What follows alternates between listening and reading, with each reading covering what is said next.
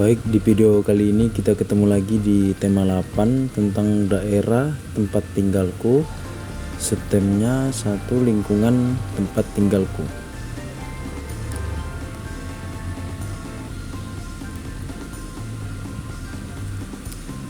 Di mana kamu tinggal? Apakah kamu mengenal lagu daerah di lingkungan tempat tinggalmu? Keluarga besarku berasal dari Papua.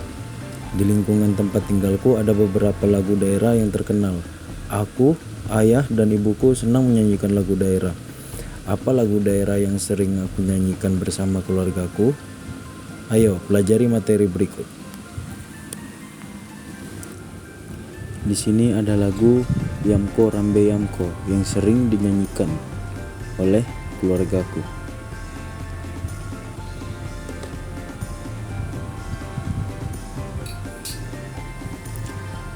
Apakah kamu masih ingat tentang tempo dan tinggi rendah nada?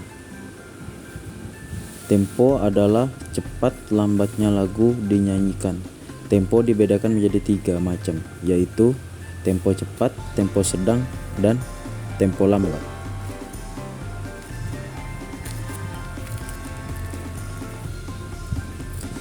Tinggi rendah nada merupakan cara menyanyikan lagu sehingga menghasilkan nada tinggi ataupun nada rendah sesuai dengan notasi lagu. Berikut urutan tinggi rendah nada yang disebut tangga nada dengan notasi angka dan notasi balok. Jadi di sini ada balok nada dari rendah, sedang, dan tinggi. Semakin ke kanan, nada semakin tinggi, dan sebaliknya semakin ke kiri, nada semakin rendah. Nada bertitik di bawah berarti nada rendah. Nada tidak bertitik berarti nada sedang, dan nada bertitik di atas berarti nada tinggi.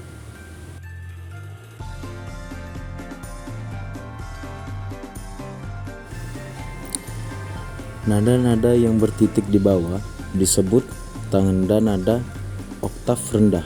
Nada-nada yang tidak bertitik disebut tangga nada oktav sedang, dan nada-nada yang bertitik di atas disebut tangga nada oktav tinggi.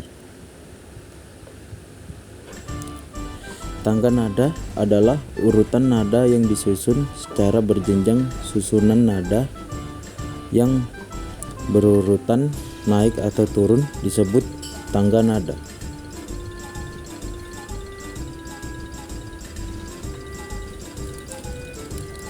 Aku bernyanyi lagu Yamko Rambe Yamko dengan penuh semangat dan percaya diri. Tidak disangka setelah semua teman-teman bernyanyi, ibu guru bercerita mengenai cerita rakyat Papua. Berikut cerita yang disampaikan ibu guru.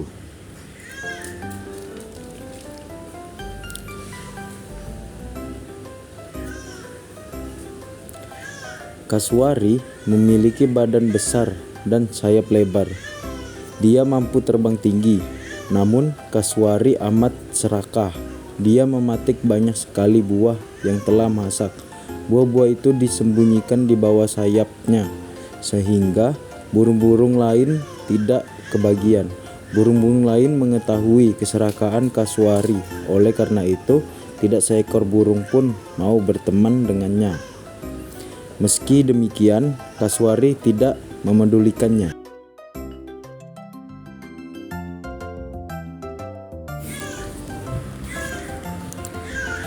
Lama-kelamaan, Kasuari semakin serakah. Tidak hanya buah-buahan di pohon saja yang diambilnya, tetapi juga buah-buahan yang jatuh ke tanah. Burung-burung lain pun jengkel. Mereka mencari cara agar Kasuari sadar dari sifat serakahnya.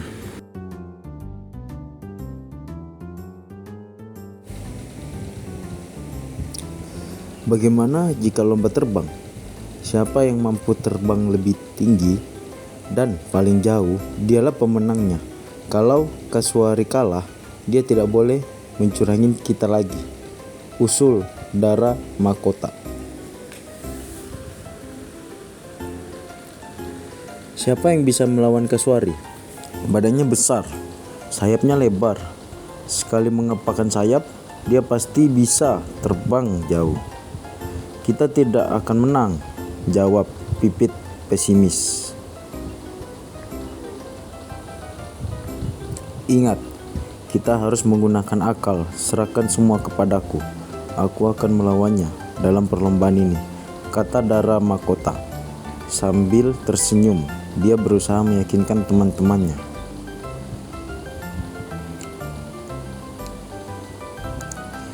Teman-teman Dara Makota saling berpandangan. Mereka bertanya-tanya dalam hati, mungkinkah Dara Makota yang bertubuh kecil dapat mengalahkan Kasuari yang besar?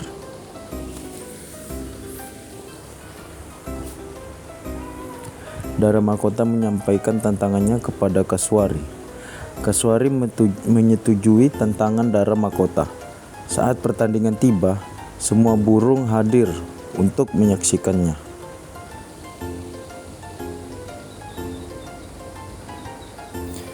Dengan sombongnya, Kasuari menertawakan Dara Makota. Sudahlah, kamu menyerah saja daripada kamu mendapatkan malu, ejek Kasuari.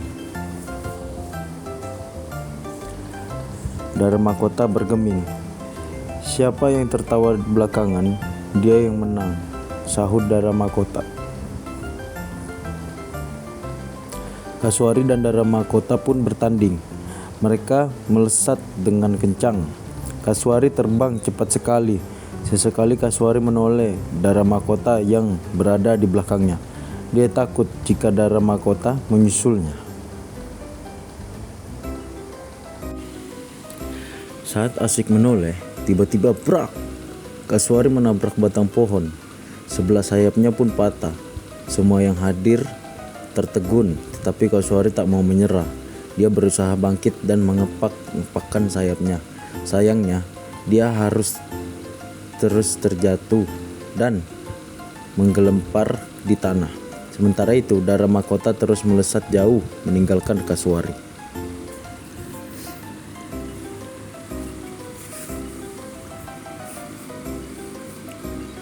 Kasuari hanya dapat memandang Dara Makota dengan rasa malu. Sekarang dia baru tahu rasanya menjadi makhluk lemah. Selama ini dia selalu merasa menjadi burung terhebat, namun dalam sekejap tidak mampu terbang lagi.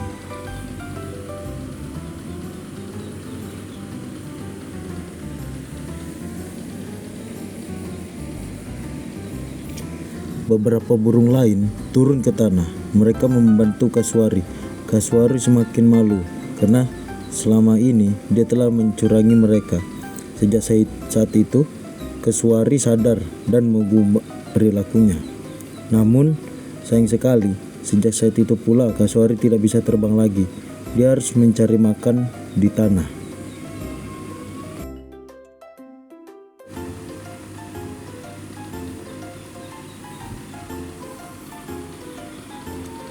Cerita Kasuari dan Dara Makota merupakan cerita fiksi. Di dalam teks cerita tersebut terdapat beberapa tokoh. Tokoh adalah pelaku dalam cerita dan memiliki peran tertentu. Tokoh-tokoh dalam cerita tersebut yaitu Kasuari, Dara Makota, Pipit, dan burung-burung lainnya.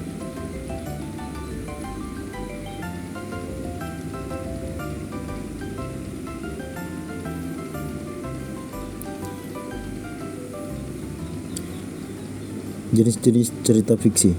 Yang pertama, cerita jenaka. Cerita jenaka adalah cerita yang isinya biasa menggelitik pembacaan karena berupa cerita lucu. Contohnya adalah Si Kabayan dan Abu Nawas. Yang kedua ada mite.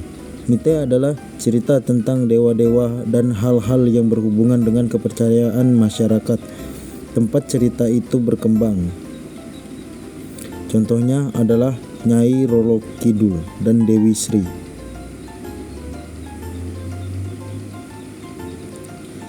Yang ketiga adalah fabel.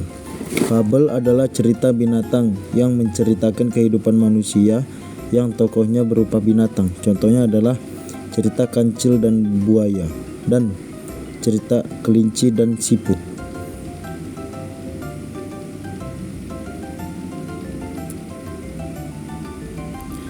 Yang keempat adalah legenda. Legenda adalah cerita yang berkaitan dengan nama suatu tempat, kejadian alam, suatu benda, atau kejadian di suatu tempat. Contohnya, terjadinya rawa pening dan asal-usul nama Banyuwangi. Yang kelima adalah sage. Sage adalah cerita sejarah yang mengandung unsur sejarah atau unsur kepahlawanan. Contohnya cerita Tutur Tinular dan Jaka Tingkir.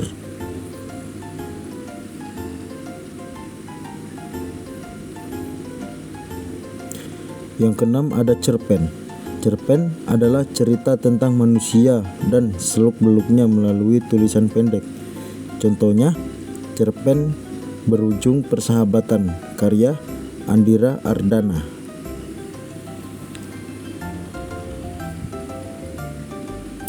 Yang ketujuh ada novel. Novel adalah karangan yang panjang. Novel berisi rangkaian cerita kehidupan seseorang dengan orang di sekitarnya yang menonjolkan watak tokoh. Contohnya novel Laskar Pelangi dan novel Negeri Lima Menara.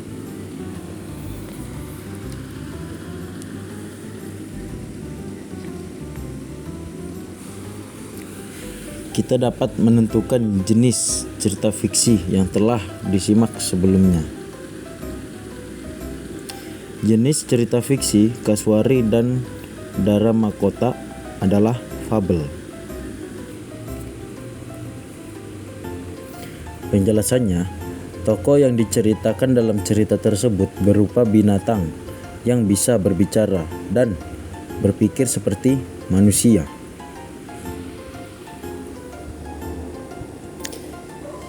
Jenis cerita fiksi asal mula Telaga Warna adalah legenda.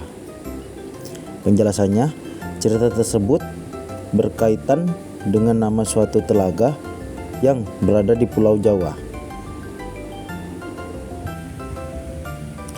Pulang sekolah, Edo mengendarai sepeda.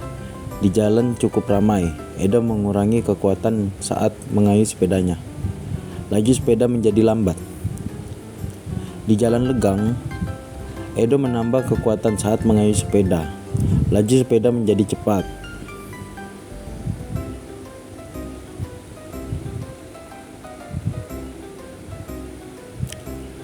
Kekuatan mengayuh mengurangi laju sepeda. Saat Edo mengurangi kekuatan dalam mengayuh sepeda, Edo telah mengurangi gaya.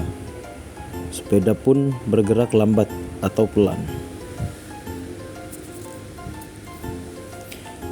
Dan sebaliknya, saat Edo menambah kekuatan dalam mengayuh sepeda, Edo telah menambah gaya. Sepeda pun bergerak cepat. Dengan demikian gaya berpengaruh terhadap gerak benda.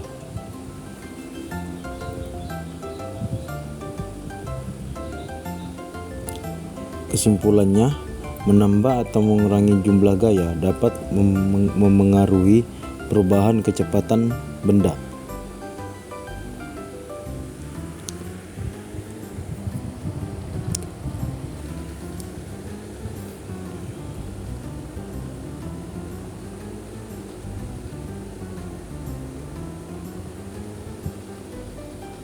Perhatikan kedua gambar di bawah ini.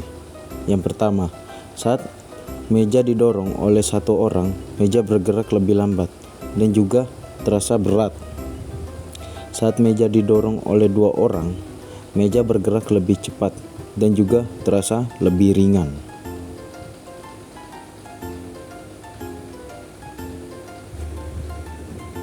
Jadi kesimpulannya, gaya dapat memengaruhi perubahan kecepatan benda. Benda yang dikenai gaya yang besar akan bergerak lebih cepat, sedangkan benda yang dikenai gaya yang kecil akan bergerak lebih lambat.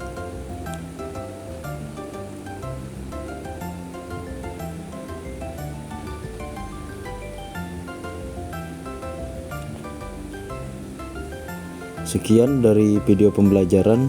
Terima kasih.